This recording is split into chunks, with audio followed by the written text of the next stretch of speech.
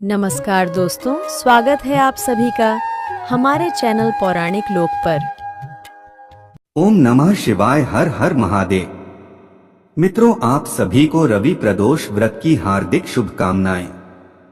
आज भाद्रपद मास के शुक्ल पक्ष की त्रयोदशी तिथि है और आज हम आपको सुनाने जा रहे हैं रवि प्रदोष व्रत की बहुत ही सुंदर कथाएं। प्रदोष व्रत हर माह के शुक्ल और कृष्ण दोनों पक्षों की त्रयोदशी तिथि को रखा जाता है। रविवार के दिन यह व्रत आने के कारण इसे रवि प्रदोष व्रत कहा जाता है। मित्रों, हिंदू धर्म में जिस प्रकार से एकादशी व्रत विष्णु जी से, तो प्रदोष व्रत शिव जी से संबंधित होता है।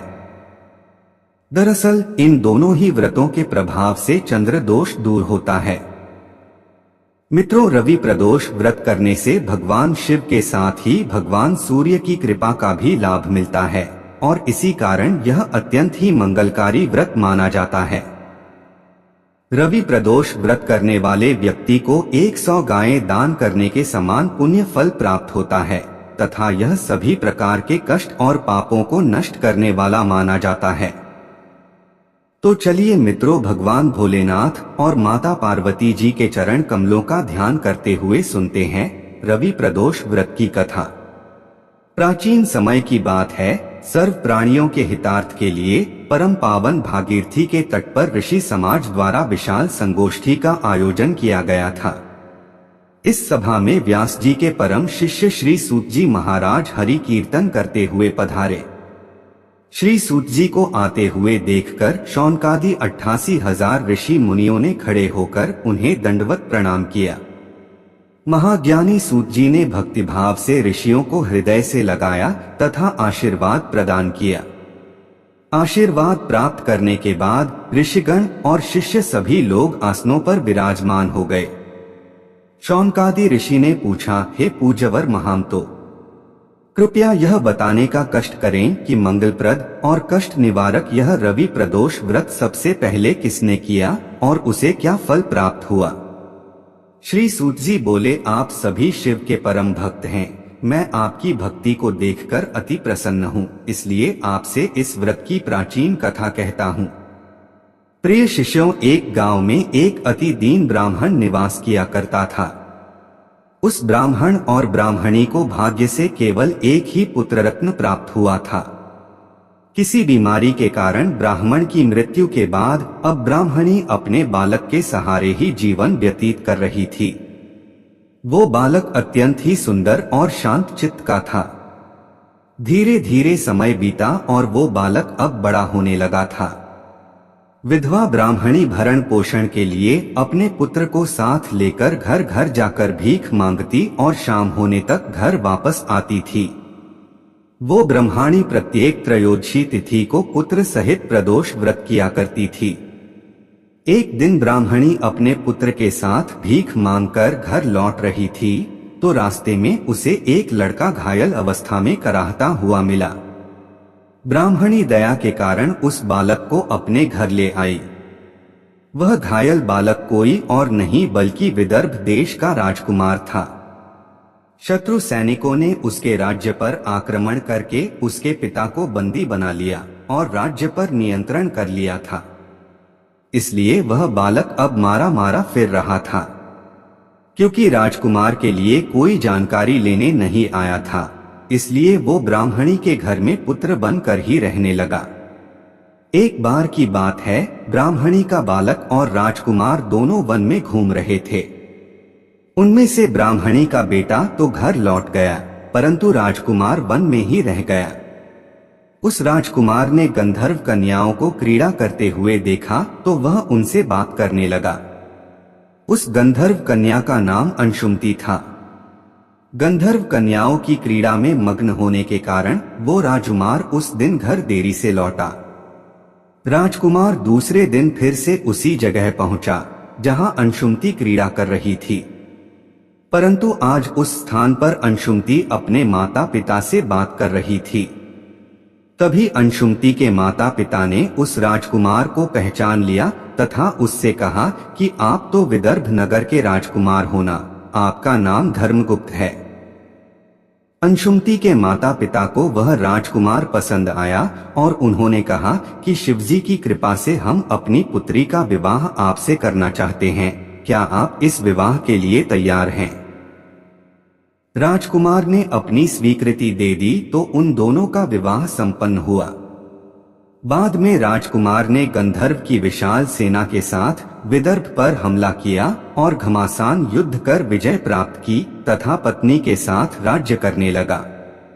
वहां उस महल में वह ब्राह्मणी की पत्नी और पुत्र को आदर के साथ ले आया तथा साथ रखने लगा। ब्राह्मणी की पत्नी तथा पुत्र के सभी दुख व दरिद्रता दूर हो गई और वे सुख से अपना जीवन व्यतीत करने लगे। यह थी पहली कथा। बोलिए मित्रों, हर हर महादेव। अब सुनते हैं दूसरी कथा।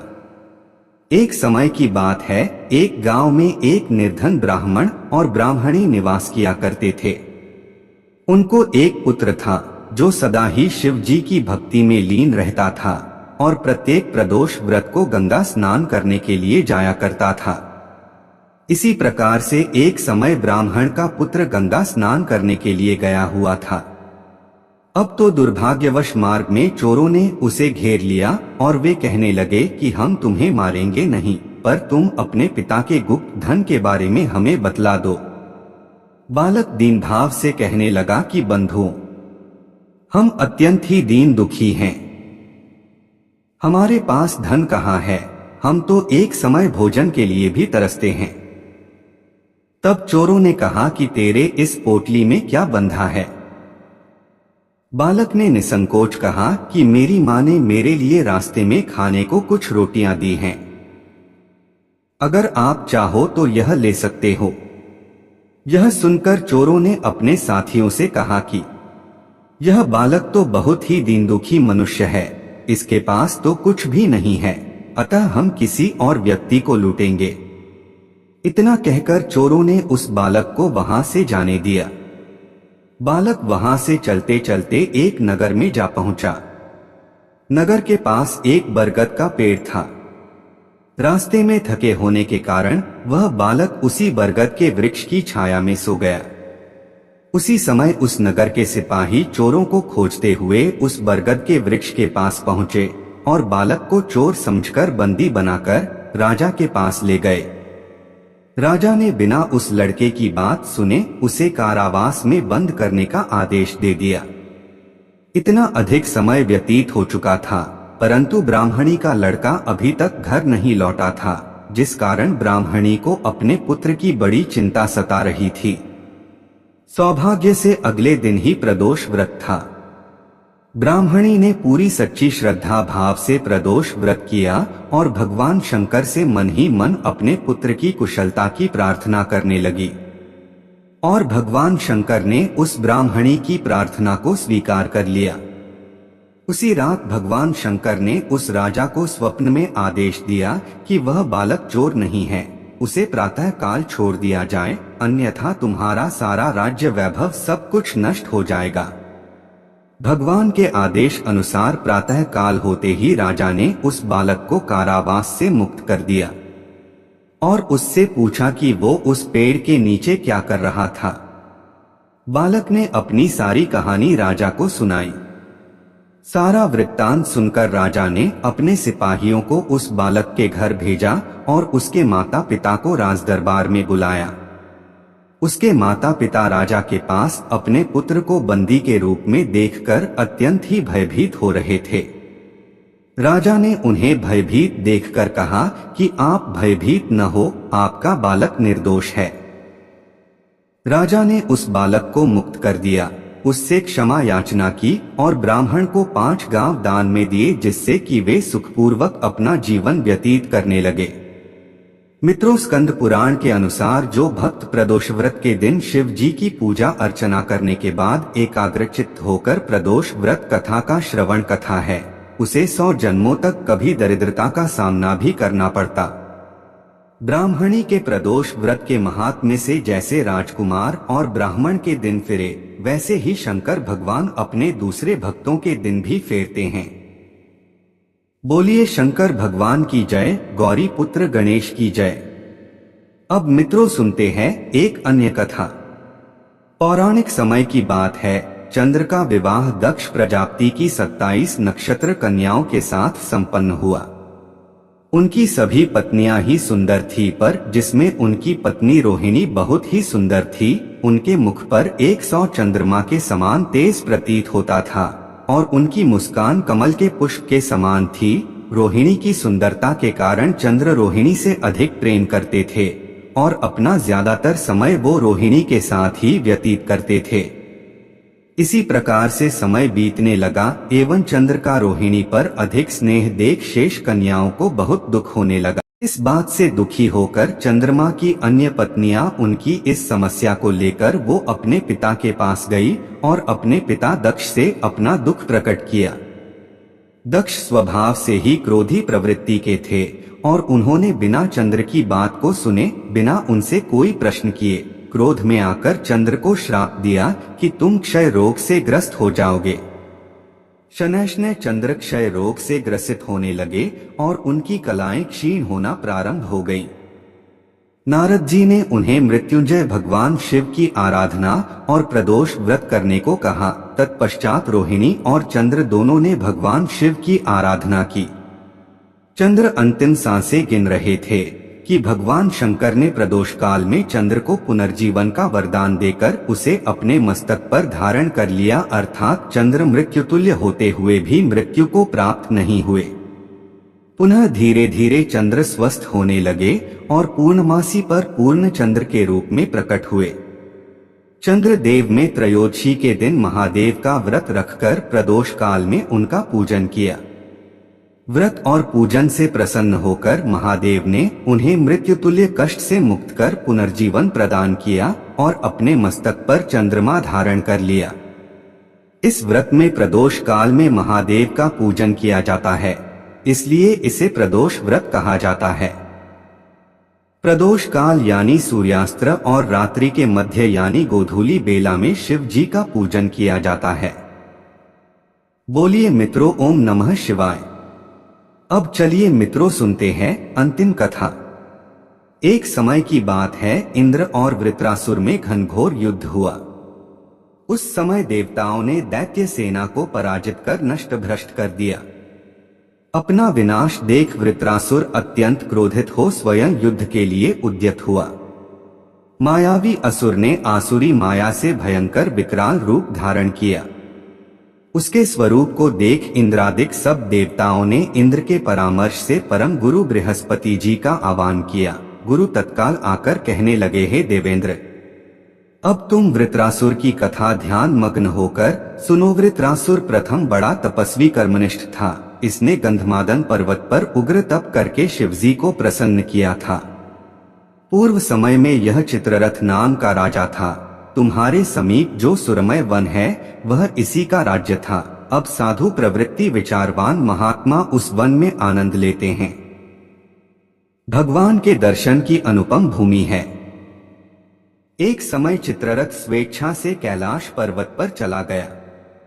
भगवान का स्वरूप और वाम अंग में जगदम्बा को विराजमान देख चित्ररथ हंसा और हाथ जोड़कर शिव शंकर से बोला, हे प्रभु, हम माया मोहित हो विषयों में फंसे रहने के कारण स्त्रियों के वशीभूत रहते हैं, किंतु देवलोक में ऐसा कहीं मोचर नहीं हुआ कि कोई स्त्री सहित सभा में बैठे रहते हों। चित्ररथ के ये वचन सुनकर सर्वव्यापी भगवान शिव हंसकर बोले कि हे राजन, मेरा व्यवहारिक दृष्टिकोण पृथक है। मैंने मृत्युदाता कालकूट महाविष का पान किया है, फिर भी तुम साधारण जनों की भांति मेरी हंसी उड़ाते हो। तभी पार्वती क्रोधित हो चित्ररथ की ओर देखती हुई कहने लगी, ओ दुष्ट, तूने सर्वव्यापी महेश्वर के साथ मेरी भी हंसी उड़ाई है, तुझे अपने कर्मों का फल भोगना पड़ेगा। उपस्थित सभासद महान विशुद्ध प्रकृति के शास्त्र तत्वान्वेषी हैं और सनक सनंदन सनत कुमार हैं और सर्व अज्ञान पाप के नष्ट हो जाने पर शिव भक्ति में तत्पर हैं। अरे मूर्खराज, तू अति चतुर है, अतएव मैं तुझे वह शिक्षा दूंगी कि फिर तू ऐसे संतों के मजाक का दुस्साहस ही न करेगा। अब तू दैत्य स्वरूप धारण कर विमान से नीचे गिर, तुझे मैं शाप देती हूँ कि अभी पृथ्वी पर चला जा। जब जगदम्बा भवानी ने चित्ररथ को ये शाप दिया तो वह तत्क्षण विमान से गिरकर राक्षस योनि को प्राप्त हो गया और प्रख्यात महाअसुर नाम से प्रसिद्ध हुआ। जगदम्बा भवानी के अभिशाप से चित्ररथ राक्षस योनि को प्राप्त हो गया और त्वष्टा नामक ऋषि के श्रेष्ठ तप से उत्पन्न हो वृत्रासुर बना। एक समय जब देवताओं और असुरों में युद्ध हुआ तो वृत्रासुर से कोई भी देवता नहीं जीत पाए और इस समस्या के समाधान के लिए सभी देव मिलकर गुरुदेव बृहस्पति के पास गए और उनसे इसका उपाय पूछा। गुरुदेव बृहस्पति आगे बोले, वृत्रासुर बाल्यकाल से ही शिव भक्त रहा है, इस कारण तुम सभी देवतागण मिलकर भी उससे जीत नहीं सकते। अतः हे इंद्र, तुम अब मेरे परामर्श से यह प्रदोष व्रत करो और शंकर भगवान को प्रसन्न करो, जिससे तुम इस महाबलशाली दैत्य पर विजय प्राप्त कर सको। गुरुदेव बृहस्पति के वचनों को सुनकर सब देवता प्रसन्न हुए और त्रयोदशी व्रत यानी कि प्रदोष व्रत विधि विधान से किया। इसी प्रदोष व्रत के प्रताप से इंद्र ने शीघ्र ही वृत्तासुर पर विजय प्राप्त कर ली और युद्ध समाप्ति के बाद देवलोक में शांति छा गई। अतः प्रदोष व्रत हर शिव भक्त को अवश्य करना चाहिए। तो बोलिए मित्रों, ओम नमः शिवाय, हर हर महादेव।